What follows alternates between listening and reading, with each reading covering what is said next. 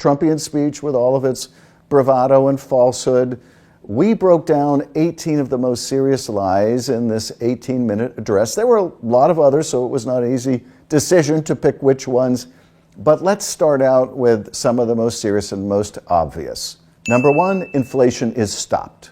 Inflation is stopped. False. Inflation has not been stopped. Inflation is roughly at the same point, around 3% it was on the day that Trump took office. So much for his promise to stop inflation on day one. Number two is Trump's claim that inflation was the worst ever when he took office. When I took office, inflation was the worst in 48 years, and some would say in the history of our country. But that, of course, is false. When he took office, inflation was about 3%. It was much higher in the 1970s and 1980s. Number three, that is bringing down prices and bringing them down fast. I am bringing those high prices down and bringing them down very fast. Actually, many prices, including many grocery prices, most categories of groceries, are up, not down.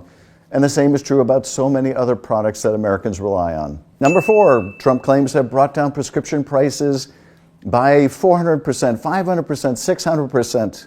To slash prices on drugs and pharmaceuticals by as much as 400, 500, and even 600%. Need I say more about the falsehood of this, considering that, well, if you bring down prices 100%, you brought them down to zero. So unless you're getting paid to pick up your prescription drugs, I don't think he's brought them down 400, 500, or 600%. Number five, the price of a turkey was down 33% since Joe Biden.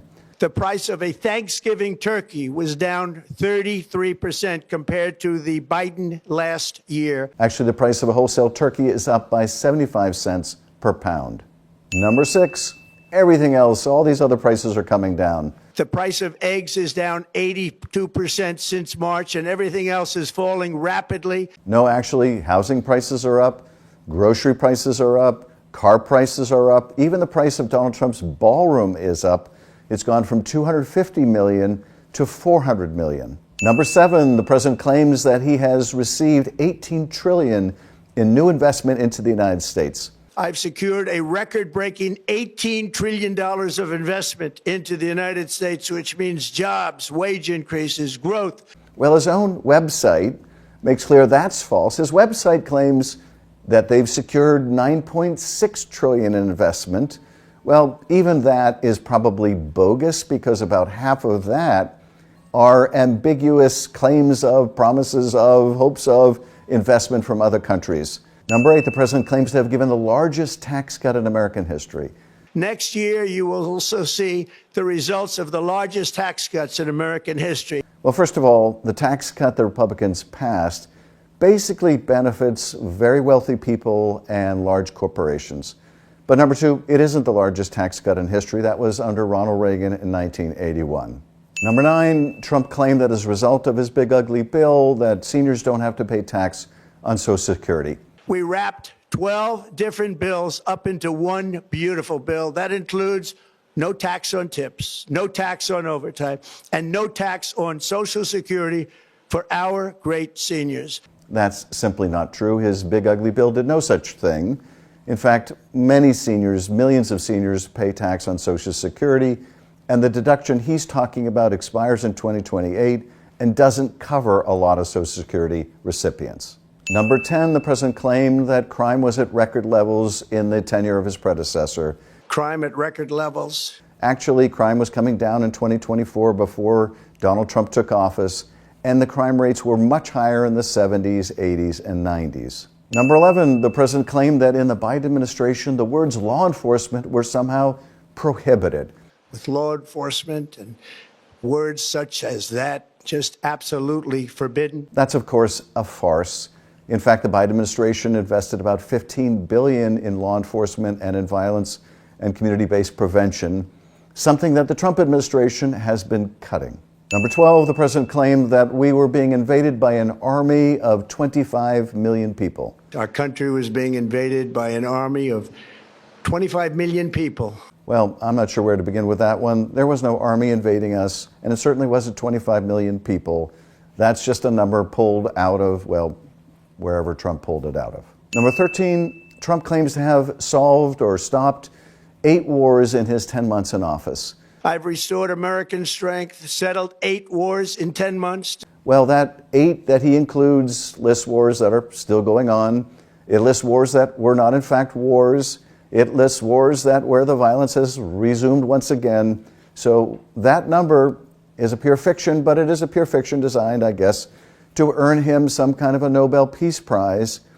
Apparently he's not particularly satisfied with the FIFA Soccer Peace Prize. Number 14, the president claims to have destroyed the Iranian nuclear threat. Destroyed the Iran nuclear threat. Yes, the Trump administration bombed some of Iran's nuclear facilities. What happened to all the enriched uranium? What is their capacity and timeline to reconstitute their nuclear program? And much as I wish it were the case, I don't think anyone believes the Iranian nuclear program was obliterated for all time, as the president appears to claim. Number 15, the president claims that he is standing up to powerful interests to reduce the cost of prescription drugs. In addition, I'm doing what no politician of either party has ever done, standing up to the special interests to dramatically reduce the price of prescription drugs. I negotiated directly with the drug companies and foreign nations, which were taking advantage of our country for many decades. Sadly, what Republicans have tried to do is reverse progress we made in the Biden administration by letting the government negotiate down the cost of certain medication. That is a practice the Trump administration has vigorously opposed. Number 16, the president repeats his oft-stated falsehood that somehow the tariffs he has imposed are being paid by other countries when they're being paid, well, by you. And I used the threat of tariffs to get foreign countries who would never have done it to pay the cost of this giant dollar reduction. Average American families are going to expect to pay $1,200 or $1,300 just this year alone in the Trump tariff tax. Number 17, the president claims against all logic and all reason in all of his actions that somehow Democrats are pushing to increase people's health care premiums. And you see that now in the steep increase in premiums being demanded by the Democrats, and they are demanding those increases, and it's their fault. It is not the Republicans' fault. This is so patently false. Of course, it was the president and Republicans in Congress who took the money out of the healthcare system in their big ugly bill and gave it in a tax break to big corporations and wealthy people, who took away those tax credits from the Affordable Care Act that have pushed up premiums by double, and that have also cut Medicaid drastically. That's going to result in the closure of many hospitals. This is Trump and the Republicans. They know they own it, despite Trump's yelling to the contrary. Number 18, the president claims the Affordable Care Act was produced to make insurance companies rich. The current Unaffordable Care Act was created to make insurance companies rich. No, the Affordable Care Act was designed to help millions of people access health care, and it was successful. It brought millions of people into the healthcare system, millions who are now poised to lose their healthcare coverage because of Donald Trump. So that was 18 lies in 18 minutes. Of course, there were many more. Here was one of Donald Trump's conclusory statements. 1 year ago, our country was dead. We were absolutely dead. Our country was ready to fail, totally failed. Now, we're the hottest country anywhere in the world. No, the country wasn't dead before he took office. And as for our being the hottest country in the world, it is true that Americans are feeling the heat, but I don't think it's the kind of heat that Donald Trump is talking about. It's the kind of heat you feel during summer when you can't afford air conditioning. It's the kind of heat you feel when you're unable to pay your rent or mortgage. It's the kind of heat you feel when you're not sure if you can provide health care for your kids. That kind of heat the American people are all feeling. And if Donald Trump believed that his broadcast last night was going to persuade Americans that the economy is better than they think it is, that they don't have it so difficult, that if they just wouldn't buy so many dolls, they would be fine, I don't think it was successful. I don't think Americans got that message from his broadcast last night. In fact, I think when the president was making all these false claims, this is what the American